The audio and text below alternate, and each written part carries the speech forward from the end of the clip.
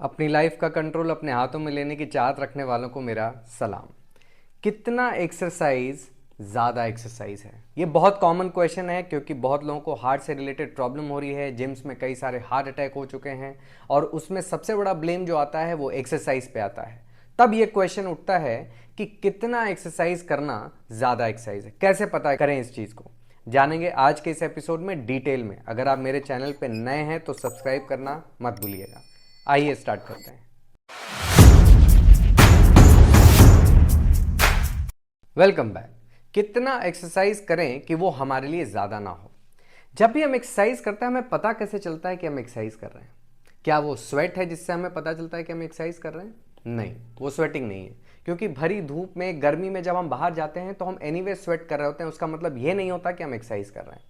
अगर आप कोई भी फिजिकल एक्टिविटी कर रहे हैं और उस फिजिकल एक्टिविटी को करते समय आपका जो हार्ट रेट है वो ऊपर जाएगा, तब हम मानेंगे कि आप एक्सरसाइज कर रहे हैं। यानी कि हार्ट रेट बताएगा कि आप एक्सरसाइज कर रहे हैं या नहीं कर रहे हैं, और वो भी फिजिकल एक्टिविटी के समय। बहुत समय ऐसा होता है कि हम सोच रहे होते हैं और कुछ ऐसा सोच रहे होते हैं जिसकी वजह से हमारा हार्ट रेट बढ़ जाता है स्ट्रेस के समय, लेकिन वो एक्सरसाइज करना नहीं कहलाएगा। एक्सरसाइज आप तभी कर रहे हैं जब आप कोई फिजिकल एक्टिविटी कर रहे हैं और इस एक्टिविटी को करते समय आपका हार्ट रेट ऊपर जा रहा है। और ये हार्ट रेट ऊपर क्यों जाता है? क्योंकि यही हार्ट हमारी पूरी बॉडी को ब्लड सप्लाई करता है। उस ब्लड में ऑक्सीजन होता है, जो ऑक्सीजन की हेल्प से हमारा बॉडी एनर्जी प्रोड्यूस करता है, जिससे हम घूम फिर सकते हैं या फिर कुछ काम कर सकते हैं, एक्सेट्रा। सो एक्सरसाइज कितना करें कि हमारा हार्ट एक सेफ रेंज में रहे? तो इसके दो रेंज होते हैं, एक एरोबिक रेंज और एक एन एरोबिक रेंज।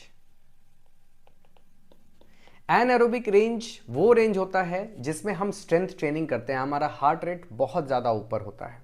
लेकिन एरोबिक रेंज वो रेंज होता है जिसको करते समय हार्ट रेट उतना रहे ताकि हमारी बॉडी में ऑक्सीजन की डिमांड पूरी होती रहे। लेकिन जब हम एनएरोबिक रेंज में जाते हैं तो एक समय ऐसा आता है जब बॉडी की ऑक्सीजन डिमांड पूरी नहीं हो पाती और हमें अपने वेट को ड्रॉप करना पड़ता है। For an example, sprinting. जब आप इतनी तेज भाग रहे हैं जितना तेज आप भाग सकते हैं, तब एक समय आएगा जब आप पूरी तरीके से सांस नहीं ले पाएंगे और आपको रुकना पड़ेगा ताकि आप सांस को पूरा लें और फिर आप अपनी एक्टिविटी को कंटिन्यू करें। वैसे ही जब आप स्ट्रेंथ ट्रेनिंग यानी कि वेट लिफ्ट करते हैं तो आप इतना हैवी लिफ्ट करते हैं कि आप 3 रेपिटेशन 4 रेपिटेशन कर पाते हैं और उसके बाद आप उस वेट को लिफ्ट नहीं कर पाते, आपको वेट ड्रॉप करना पड़ता है ताकि आप पूरी तरीके से सांस अंदर ले पाएं। सो ये ऑक्सीजन का सारा गेम है जो हमारी बॉडी में ऑक्सीजन यानी कि एनर्जी प्रोड्यूस करने में हेल्प करता है। कई बार आपने देखा होगा कि एरोबिक रेंज यानी कि नॉर्मल रेंज जिसमें हमारी बॉडी की ऑक्सीजन डिमांड पूरी हो रही है, उसको करते समय भी लोगों को हार्ट अटैक आ गया। एनएरोबिक जोन तो बहुत बात की बात है, ट्रेडमिल पे दौड़ते हुए लोगों को हार्ट अटैक आता है। इसका मतलब हार्ट रेट उतना ऊपर नहीं था जितना ऊपर वो जा सकता है। यानी कि फॉर एन एग्जांपल, अगर 72 बीट्स पर मिनट आपका हार्ट रेट होता है, दिस इज नॉर्मल जो मेडिकल साइंस बताता है, तो जो एरोबिक जोन होता है वो 90 टू 100 के आसपास होगा और जो एनएरोबिक जोन है वो 100 टू 140 150 के रेंज तक जा सकता है। अगर आप स्मार्ट वॉच पहनते हैं तो आपका घड़ी वो बताता होगा कि आपका हार्ट रेट कितना चल रहा है। सो एरोबिक जोन में कैसे हार्ट रेट आ सकता है 90 टू 100 के रेंज में, जबकि आप एक्सरसाइज उतना कर भी नहीं रहे जितना आप केपेबल हैं करने के। सो इसका मतलब कि एक्सरसाइज रिस्पॉन्सिबल नहीं है हार्ट की प्रॉब्लम के लिए, हार्ट की एफिशिएंसी रिस्पॉन्सिबल है हार्ट के प्रॉब्लम के लिए। हार्ट की एफिशिएंसी का मतलब कि हार्ट की स्ट्रेंथ। हार्ट भी तो एक मसल है। जब हम हार्ट की बात करते हैं तो वो मसल ही है और कुछ नहीं। जिस तरह से हमारे हाथ पैर मसल्स से बने हुए हैं, जब हम घूमते फिरते हैं, सीढ़ी चढ़ते उतरते हैं, तो वो सिर्फ और सिर्फ मसल की वजह से होता है। वैसे ही हमारा हार्ट में जो कॉन्ट्रैक्शन और रिलैक्सेशन का एक्टिविटी होता है वो भी इसी वजह से, क्योंकि वो एक मसल से बना है। और मसल को स्ट्रेंथन करने के कुछ रूल्स होते हैं। सबसे पहला रूल होता है कि उसको चैलेंज किया जाए। चैलेंज का मतलब उसको उसकी कैपेबिलिटी से थोड़ा सा ज़्यादा यूज़ किया जाए। दूसरा रूल होता है कि उसको प्रॉपर न्यूट्रिशन मिले। और तीसरा सबसे इंपॉर्टेंट रूल होता है कि उसको रेस्ट मिले। क्योंकि अगर ये तीसरा कंपोनेंट पूरा नहीं हो रहा, आप अच्छे से उसको चैलेंज कर रहे हैं, आप अच्छा न्यूट्रिशन दे रहे हैं, लेकिन अगर उसको रेस्ट नहीं मिल रहा, इसका मतलब ये है कि वो मसल वीक होता चला जा रहा है। भले ही आप उसको चैलेंज कर रहे हैं और अच्छा न्यूट्रिशन दे रहे हैं, क्योंकि अगर रेस्ट नहीं मिल रहा तो वो रिकवर नहीं हो रहा। रिकवर नहीं हो रहा, इसका मतलब कि उसकी क्वालिटी बेटर होने के बजाय डेटोरिएट हो रही है।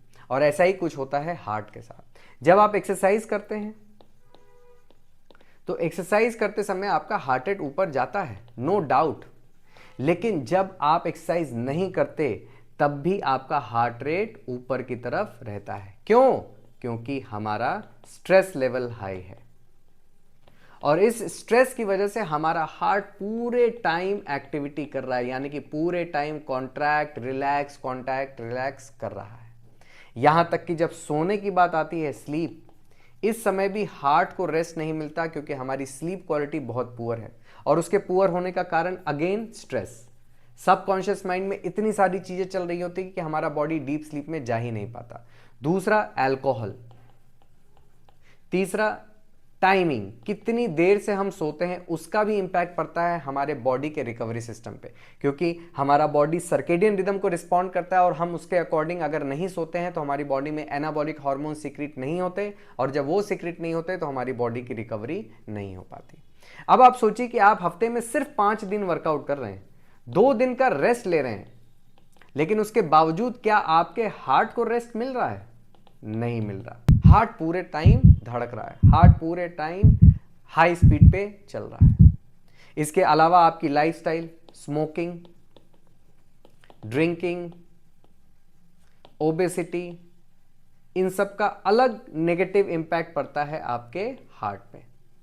और हम क्या करते हैं कि इसको कॉम्प्रोमाइज करने के चलते, हमने स्मोक किया होता है, हमने ड्रिंक किया होता है, तो हमें ऐसा लगता है कि अगर हम एक्सरसाइज कर लेंगे तो वो जो हमने गलत काम किया है वो न्यूट्रलाइज हो जाएगा, वो पाप धुल जाएगा। और इसको करने के चक्कर में हम जब एक्सरसाइज करते हैं तो अपने आप को पुश करते हैं, और यही पुश करना हमारे हार्ट के लिए डेंजरस हो जाता है। क्यों डेंजरस हो जाता है? क्योंकि हमारा जो हार्ट है वो पूरी तरह रेस्ट पोजीशन में है ही नहीं, वो रिकवर ही नहीं हुआ है। और ऐसे में थोड़ा सा वर्कआउट भी आपके हार्ट के लिए प्रॉब्लमेटिक हो जाता है। जिस तरह से लोग 2-2, 3-3 दिन तक सोते नहीं हैं, या स्लीप क्वालिटी बेटर नहीं होती है, और अगले दिन सुबह उठ के वो दौड़ने चले जाते हैं ट्रेडमिल पे या फिर बाहर ग्राउंड पे, तो वहाँ पे उनको हार्ट फेल की प्रॉब्लम होती है, क्योंकि हार्ट पूरी तरह से इनएफिशिएंट हो गया है, क्योंकि हार्ट को कभी रेस्ट करने का टाइम मिला ही नहीं। सो कितना एक्सरसाइज करें कि हमारा हार्ट सेफ रहे, ये क्वेश्चन ही गलत है। एक्सरसाइज तो आपको करना है, लेकिन एक्सरसाइज तब करना है जब आपका हार्ट पूरी तरह से रेस्टेड रहे, पूरी तरीके से रिकवर्ड रहे। और ये आपको पता चलेगा, कैसे पता चलेगा, इसके बारे में हम डिस्कस करेंगे अगले एपिसोड में, कि क्या मार्कर है जिससे हम ये पता लगा सकें कि हमारा हार्ट स्ट्रांग है या और ज्यादा स्ट्रांग बनने की कैपेबिलिटी रखता है।